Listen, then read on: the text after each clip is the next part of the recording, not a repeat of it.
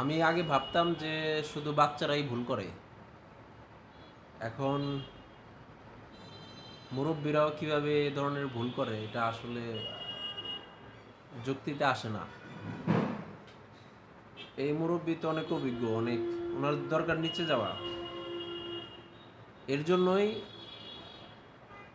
এই ভুল করে অথবা ইচ্ছাকৃতভাবে মানুষ উপরেও টিপ দেয়, নিচেও টিপ দেয়। ওনার কি দরকার ছিল উপরে লিফটের সুইচটা দেওয়ার? আপনাদের যদি এর কোনো যৌক্তিক উত্তর থাকে তা আমাদের জানায়েন।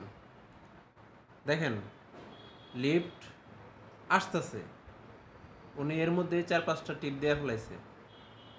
আপনারা ভালো মতো খেয়াল করেন যে লিফটের সুইচে প্রায় 5-6বার টিপ দেওয়া ফেলাইছে উনি। কেন ভাই? হাইটে যেতে যে সময় লাগে তার থেকে তো আমাদের 50% সময় সেভ হইতেছে, কিন্তু লিফট আসার যে সময়টা, এই সময়টা কেউ দিতে চাচ্ছে না মানুষ। কিন্তু ওই 2টা সুইচ দেওয়ার যে একটা খারাপ প্রভাব, সেটা আপনারা দেখবেন। উনি যতক্ষণ দাঁড়ায় ততক্ষণ টিপতেছেন সুইচ। এর জন্যই আমরা আসলে অপশনটা বন্ধ করে রাখছিলাম। বারবার টিপ দিলে তো আর লিফট আসবো না, এটা একটা সাধারণ ঘটনা। যাই হোক,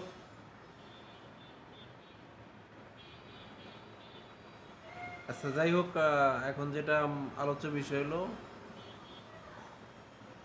2টা সুইচ দেওয়ার ফলে যে এই দুর্ঘটনা ঘটতে পারে। ওনার কিন্তু এখন সময় নাই, অলরেডি 30-40 সেকেন্ড চলে গেছে।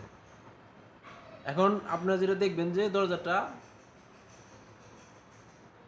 উপরে যাওয়ার জন্য একবার খুলছে, খোলার পর যখন উপরে কোনো কল পায় নাই তখন নিচে যাওয়ার জন্য আরেকবার খুললো।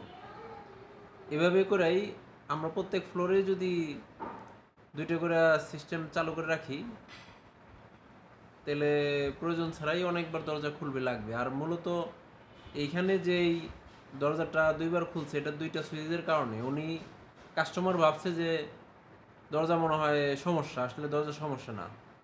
দরজা উপরে যাওয়ার জন্য একবার খুললো, নিচে যাওয়ার জন্য আরেকবার খুলে, এটাই নিয়ম।